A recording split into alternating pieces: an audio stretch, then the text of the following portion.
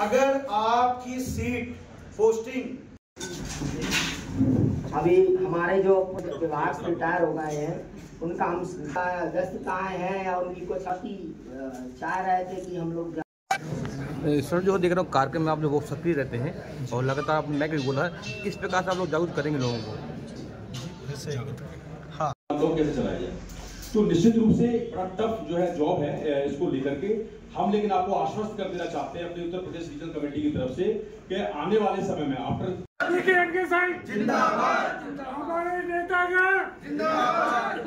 Transfer के लिए जो लोग यहाँ बेमन आते हैं या जो लोग आ जाते हैं जिनका जो नहीं जा पाते हैं वो साल 2 साल सीपीएफ की उसमें विज्ञान के संघ का प्रतिनिधित्व है। मैं हूँ वहाँ पर, एक और है हमारे साथी कि उस डिफॉल्ट अमाउंट को जो है वो जो हमारा एफसीआई के ऊपर कोई भार ना है। और वहाँ साथियों ये है कि ईपीएफओ का एक सर्कुलर है, वो स्पष्ट कहता है कि अगर ट्रस्ट को कोई भी लॉस होगा तो वो जिम्मेदारी है एम्प्लॉयर की। एम्प्लॉयर अगर 1 रुपए का भी लॉस हो रहा है ट्रस्ट को तो एम्प्लॉयर उसकी भरपाई करेगा, एम्प्लॉय से उसका कोई लेना देना नहीं है। ये एग्जेम्प्टेड जो भी ट्रस्ट होते हैं उसमें ये शर्त होती है, ईपीएफओ का साफ सर्कुलर है।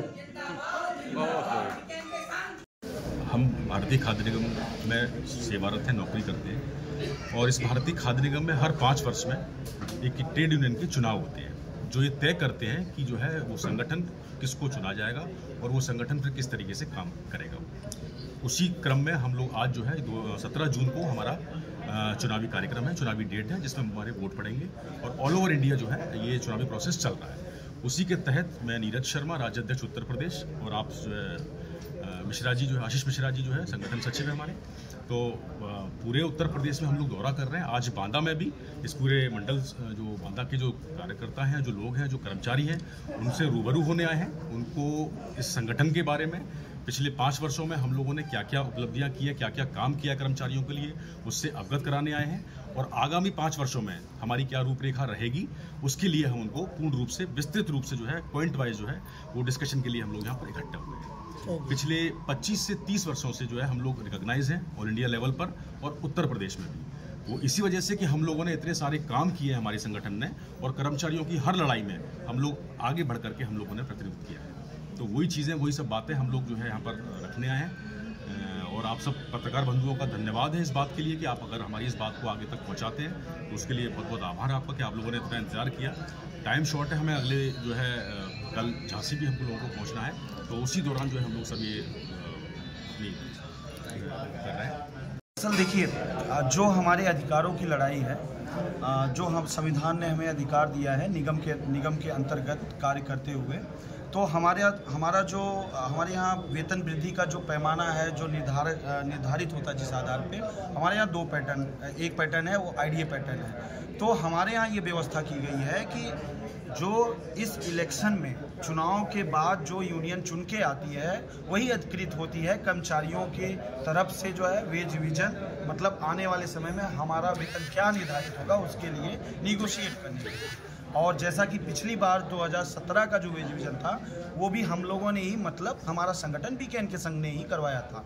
और ये बताते हुए बहुत हर्ष का ये विषय है कि हमने जो सैलरी थी उस समय हमारी जो बेसिक थी वो 9300 से 28,200 तक ले जाने में सफलता प्राप्त की थी। और इस इलेक्शन को जब हम जीत जाएंगे तो हमारे पास ये क्षमता होगी भगवान के आशीर्वाद से, कर्मचारियों का आशीर्वाद से, कि हम एक बार फिर मैनेजमेंट के साथ बैठकर 2027 में जो आगामी वेज रिवीजन है उसके लिए हम इनकी लड़ाई बेहतरीन तरीके से लड़ पाएंगे और एक नया जो है इतिहास रचेंगे, अच्छा वेज रिवीजन करवा के।